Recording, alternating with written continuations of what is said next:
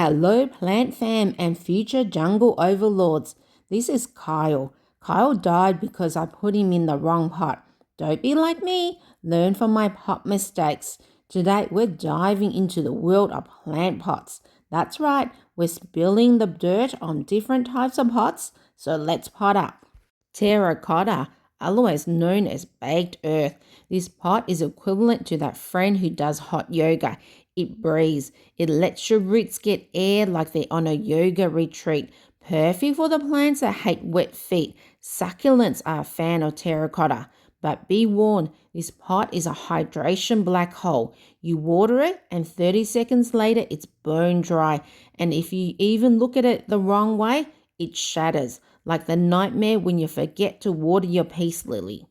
Behold, the plastic nursery pot comes free with every plant. We treat it like it's a disposable until it becomes permanent decor. Lightweight, cheap, has drainage holes, and somehow still my life way too long like my ex. They retain moisture well, which is great if you forget to water. But let's be real, they're floppy, crack easily, and we all pretend we're going to upgrade them later, but we never do. They are ugly and they give trash bin vibes, but pair it up with a cute cover pop, boom, from dumpster to stylish. Ceramic and glazed pots are gorgeous and they know it. You put a plant in here and suddenly your apartment screams taste and style, but behind that glossy exterior, pure drama. If it doesn't have drainage hole, you basically built a luxurious coffin for your plant. And don't drop it, ceramic has the emotional stability of soap opera character. Expensive, fragile, and full of secrets. Clear nursery pots are for when you need to see what your plant is hiding. Everything. Root growth, visible. Mold, visible. Your plant's dirty secrets, crystal clear. They're perfect for orchids and anxiety-prone plant parents who want hourly updates on soil conditions. But they're also kind of like wearing see-through pants.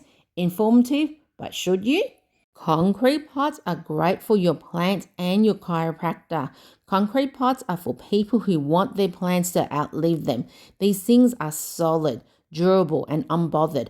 But let me tell you, if you buy one, you better love that pot because once it's in that spot, that sucker is staying there forever. It's heavy, so I would think twice before placing it on the balcony.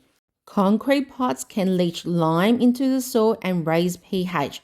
Great if your plants are into alkaline vibes. Why self-watering pots? Because sometimes the only thing you want to water is your coffee. Self-watering pots are for plant parents who love their plants but also love naps. It's like having a butler for your pothos. Just fill up the reservoir and go and live your best life. But be aware, this pot will lure you into a false sense of security. You'll think everything's fine until your peace lily is sitting in 3 inches of swamp water and smells like regret. Clean the reservoir or it will turn into a mossy bog. Self-watering pots are not ideal for plants that like to dry out and also plants that don't like their feet wet for too long. Sorry succulents, go and cry to terracotta. Wooden pots are straight out of a cabin in the woods daydream. They're warm, cozy, and scream, I brew my own kombucha.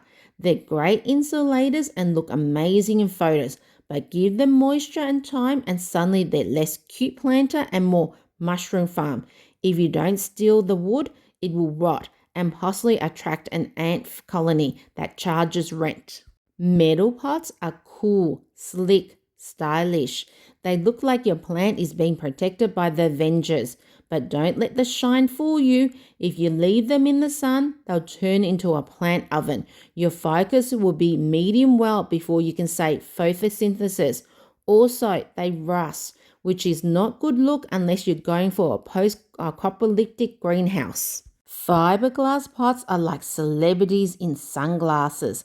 Lightweight, good looking, and suspiciously expensive for something that feels like plastic. They mimic the style of ceramic without the back pain, but if you bump into them, they'll scuff like knees on a kindergarten playground. They're so light, you might think that the pot's going to be blown away in the wind with your plant in it. Drainage, versus no drainage. Let me be very clear. Drainage holes are not an option. They are not a suggestion. They are life or death situation. Drainage holes are small thing with big impact. Without them, water collects and root rot says hello. If your pot has no drainage, you are playing a dangerous game of am I watering or murdering? If you must use a pot with no drainage holes, do this. Add a thick layer of lacquer or rocks at the bottom of the pot. Use a nursery pot and place it inside a cover pot, or only water with a teaspoon. Size matters. Yes, I said it. Too small, your plant roots will scream from thirst and lack of space. Too big, water sits in the soil for far too long and it's death by drowning. So match your pot size to the plant's root ball. Only go 1 or 2 inches bigger when you're repotting unless you're an experienced gardener. Otherwise, never let your plant live in a hot tub when it only needs a sink. So which pot is the best? The one that suits your plant's personality, your watering style, your lifestyle, and your aesthetic. Just remember there is always a place and use for every single type of pot. Comment below what's your favorite pot, and don't forget to like and subscribe for more plant tips and plant puns. I'll see you in next video.